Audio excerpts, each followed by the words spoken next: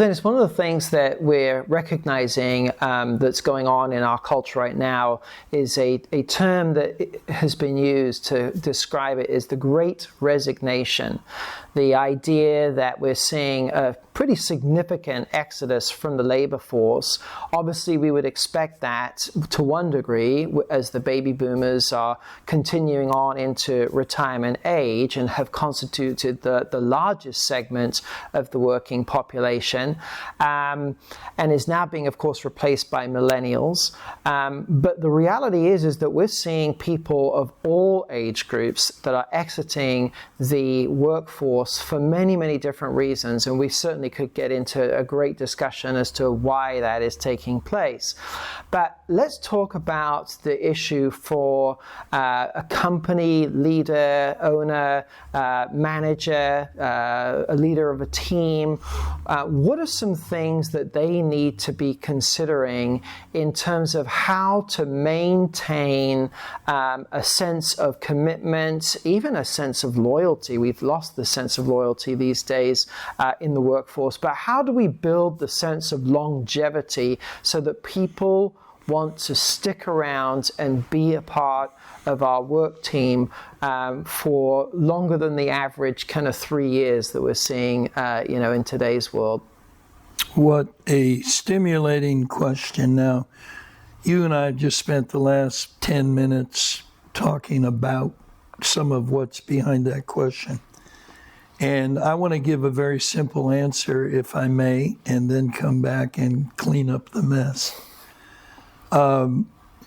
Simply, I would say to the employer who knows they're called to be doing what they're doing, loves what they're doing, the God factor has got to be there, is they have to create an atmosphere where people are getting something at work that they can't get anywhere else.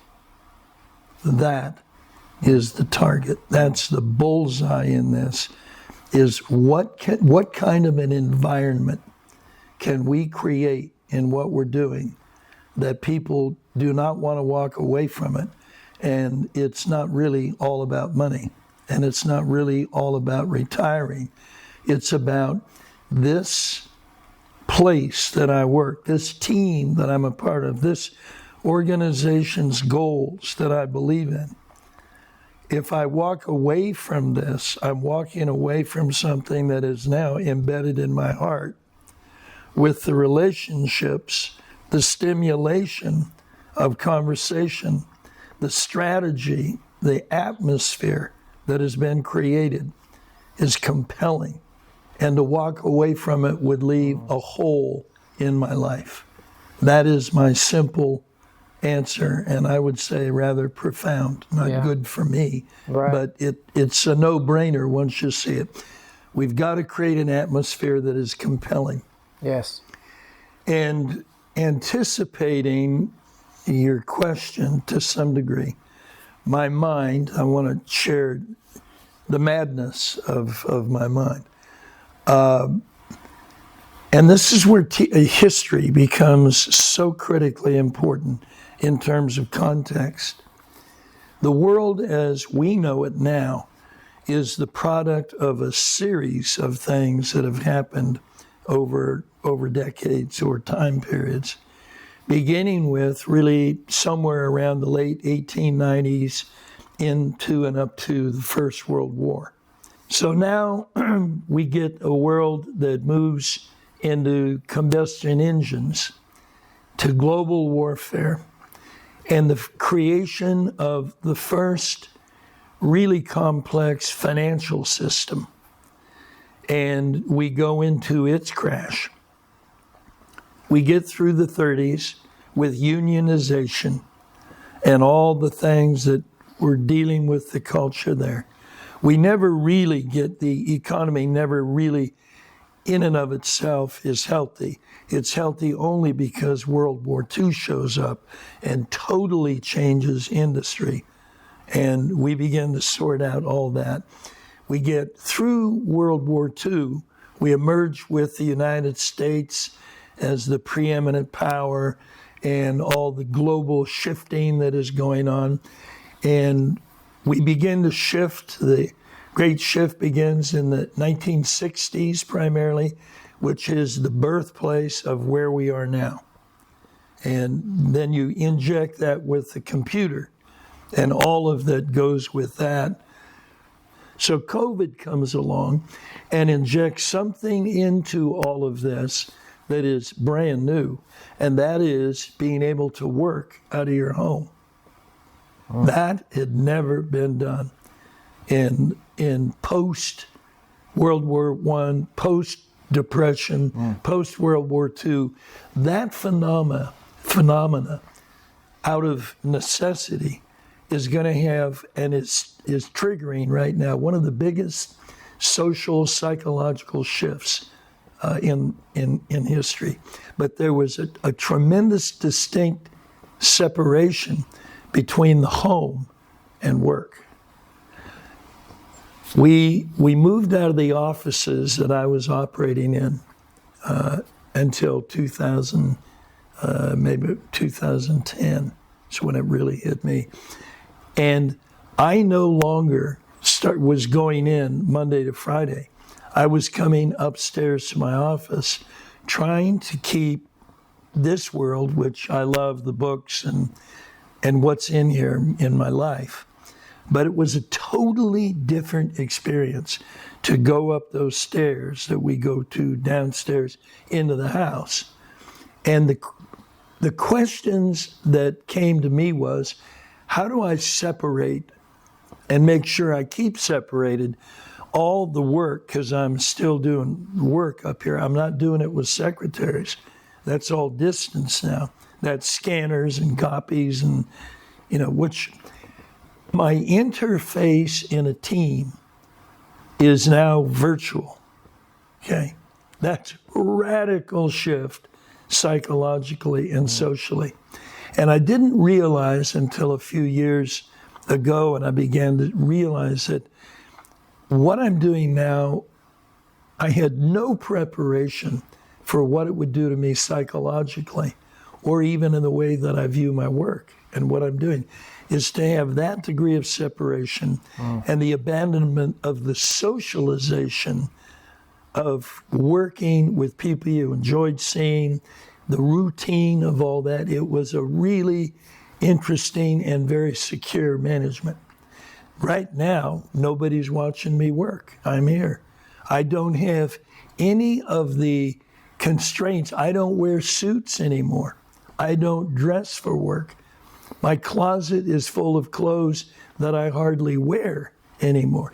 I'm just saying, when we're talking about this very critical question of the retirement world, it is not just dealing with the economics. It is dealing with a radical shift in lifestyle for millions and millions of people. And it ain't going back. That's the one thing of all the reasons, economics and other stuff we could talk to, that's all relevant. But the real issue is our lifestyle has changed. Ergo, I'm saying, the only way to really hold on to people that I want to hold on to in a work context is to meet their social need in a way that they don't want to work at home in an environment where they don't have the belonging and the excitement of the interactiveness, not virtually, but with real skin and bone. Yeah. That's really helpful, because I think with the technology, with the reality that you just talked about, where we're working oftentimes from home, that blurring or boundaries between work and boundaries, home, great word. Has greatly been blurred.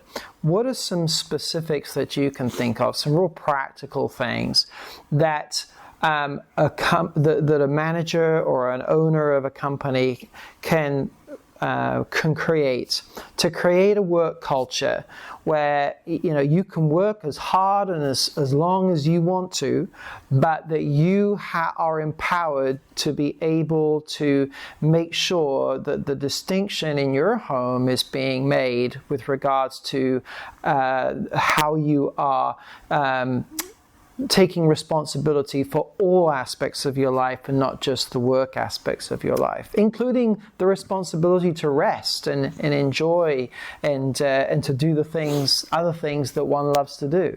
The perfect question from my point of view. The managers, the CEO, is no longer just going to be responsible for the overall vision being accomplished by those who he's connected with in a primary way. He's got to become sociologically pastoral. His concern can no longer be just the projects and the efficiency. It has to become a climate orientation where, if I can borrow a church word, your CEO is your apostolic leader. Your COO, is the to some degree, the prophetic connector. He's making sure that what is happening with the management is aligned with the right seasons, the right motion, the right atmosphere, et cetera, et cetera. That CEO, the owner, the managers of that organization are going to have to be sharing a holistic integration to the people that are working with them. Exactly. Because we're really talking about what is the new spiritual leader going to need to be skilled in and where we're now going in this world. Well, Dennis, I know that we've really just begun to scratch the surface on this issue, and I think it's going to be a topic that we desperately need to really delve more into and in more of a roundtable format, probably, to really discuss as business leaders not only best practices around this particular subject so that we can get some great ideas from one another, but also I think it's going to require a much deeper fundamental shift in understanding what the nature of the workforce really is in the 21st century.